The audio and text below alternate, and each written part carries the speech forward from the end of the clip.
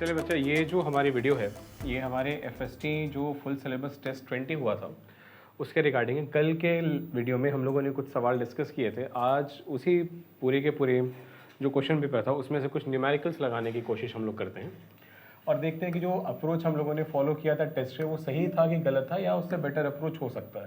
जैसे कल के सवाल में हम लोगों ने एक डोमिनेंट एलील निकालने के लिए किसी भी पर्टिकुलर पॉपुलेशन के लिए एक नया फार्मूला देखा था। हम लोगों को मेथड्स पता रहते हैं लेकिन एग्जाम में ये फार्मूला हमारा वक्त बचाने का काम करते हैं। देखते हैं question number 97। A female attend puberty at the age of 15 and become pregnant at the age of 30 assuming a regular 28-day menstrual cycle, approximately how many primary oocytes would have been ovulated during this period? देखते हैं बच्चा, अगर मान लीजिए एक primary oocyte है तो एक ओवम का फॉर्मेशन होगा, 100 प्राइमरी oocyte है तो 100 ओवम का फॉर्मेशन, 100 मेंस्ट्रुएशन साइकिल रहेगा। तो देख लेते हैं, अगर यहाँ पे हमारे पास 15 से लेकर के 30 तक मेंस्ट्रुएशन जो पीरियड था वो एक्टिव था तो हमको 15 साल मिला। 28 डेज के पर्सपेक्टिव पे अगर एक साइकिल का टेन्योर है तो टोटल मंथ्स हो गए 13। तो 15 मल्टीप्लाई बाई 13, 3 5 ज़ा 15, 3 1 ज़ा 3, फिर यहाँ पे 5, यहाँ पे 1, कितना हो गया 5 3 ज़ा 15 का 5 कैरी किया 1, 3 1 ज़ा 3 4।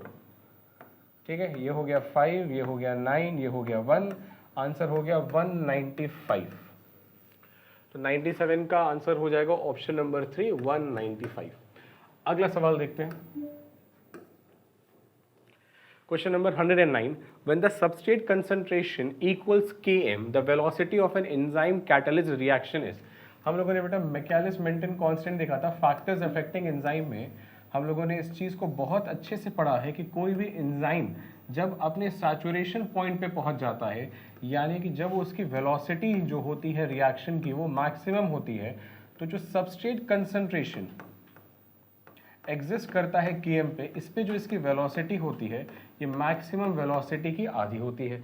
इस पे कई बार हम लोगों ने टेस्ट में सवाल भी देखा है कि जैसे यहाँ पे एक वेरिएबल दे दिया A, यहाँ वेरिएबल दे दिया C, यहाँ वेरिएबल दे दिया B, तो इस पर्सपेक्टिव पे भी सवाल आए हुए हैं।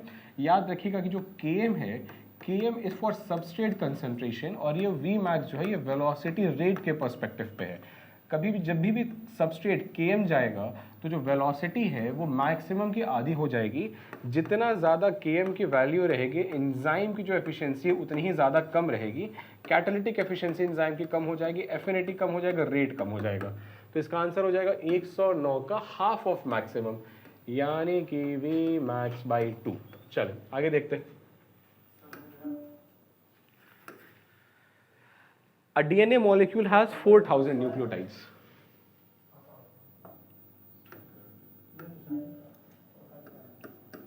A DNA molecule has 4000 nucleotides. If guanine content is 24%, how many cytosine nucleotides are present? देखिए, जितना नंबर ऑफ ग्वानिन रहेगा उतना साइटोसिन रहेगा। अब 100% न्यूक्लियोटाइड में अगर 24% ग्वानिन है तो 24% साइटोसिन भी है। तो यानी कि 24 बाई 100 मल्टीप्लाई बाई 4000, ये गया, ये गया। 24 मल्टीप्लाई बाई 4, 4 4 ज़ा 16 का 6 कैरी किया 1, 4 2 ज़ा 8, 9, 960 है। 133 का ऑप्शन नंबर फर्स्ट आंसर हमारे पास आ गया, यानी कि हमारे पास 960 साइटोसिन, 960 ग्वानिन। चलिए ये सवाल भी बहुत आसान, आगे देखते हैं। Question number 136. In a pedigree, a male is affected by an X-linked recessive disorder. His wife is not a carrier. What is the probability that their son will be affected? देखिए, ये सवाल में जो पूछा गया है बहुत आसान है कि अगर हमारे पास XY मेल है, XX फीमेल है, फीमेल के पास कोई डिजीज कंडीशन नहीं है, X क्या है यहाँ पे मेल का, X कैरियर की तरह काम कर रहा है, डिजीज कंडीशन है, तो जो हमारे पास जो सन होगा कितनी परसेंट पॉसिबिलिटीज़ रहेंगी कि जो सन है ये डिजीज रहेगा। अब एक बात समझिए कि सन का जो एक्स क्रोमोसोम होता है वो हमेशा मदर से आता है, क्योंकि वाई की एग्जिस्टेंस हमेशा फादर से रहेगी। अब वाई तो डिजीज कैरी कर नहीं रहा है तो यहाँ से कोई डिजीज कंडीशन आई नहीं। अब ये जो एक्स है मदर, ये डिजीज फ्री है, तो डिजीज की पॉसिबिलिटी कितनी हो गई, 0%। तो आंसर हो गया 136 का फर्स्ट। आगे देखते हैं क्वेश्चन नंबर 162। देखिए, जो प्लेन उड़ रहा है हमारे एडिटर साहब ने इस वक्त जितना एक्सपेरिमेंट करना था इसी स्लाइड में ही किया है। Question number 162, a DNA molecule contain 1500 base pair. 1500 base pair, इस 1500 बेस पेयर में total hydrogen bonds are present, 40% of the basis are guanine. 40% जो बेसिस है वो ग्वानिन है। बहुत आसान सवाल। अगर हमारे पास 1500 बेस पेयर हैं तो इसका मतलब हमारे पास टोटल नंबर ऑफ न्यूक्लियोटाइड हो गया 3000। अब हमारे पास जितना एडिनिन रहेगा क्या है, 40% क्या है यहाँ पे, ग्वानिन है।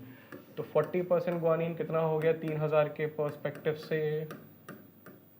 ये गया, ये गया, 4 3 12, 1200, यानी 1200 हमारे पास ग्वानिन है, यानी कि 1200 हमारे पास साइटोसिन भी होगा। और ग्वानिन और साइटोसिन के बीच में जो बॉन्ड बनता है वो ट्रिपल बॉन्ड रहता है, यानी कि 1200 है हमारे पास जीसी। अच्छा, अगर 1500 में से 1200 जो बेस पेयर है वो जीसी है, तो उसके बाद हमारे पास 300 जो बेस पेयर रहेंगे वो रहेंगे 80। 300 बेस पेयर्स हो गए कौन से वाले, ये हो गए 80।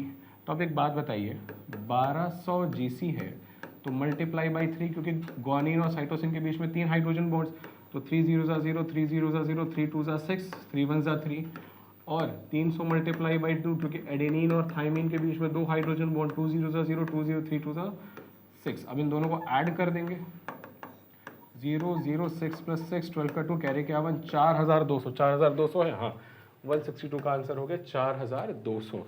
चलिए बेटे, ये सवाल भी हो गया हमसे। आगे देखते हैं। चलिए बस खत्म। ऐसे ही सवाल लगाते रहेंगे। न्यूमेरिकल पर्सपेक्टिव पे हमारे एग्जाम में इतने ज़्यादा डिफिकल्ट क्वेश्चंस नहीं आते हैं, लेकिन ऐसे सवाल लगाने से हमारे पास एक कॉन्फिडेंस आ जाता है कि अब आइंदा अगर ऐसे सवाल आएंगे तो हम लोग उसको अच्छे से कर पाएंगे। चलिए बेटा, तब तक के लिए तैयारी करते रहें, पढ़ते रहें। All the best.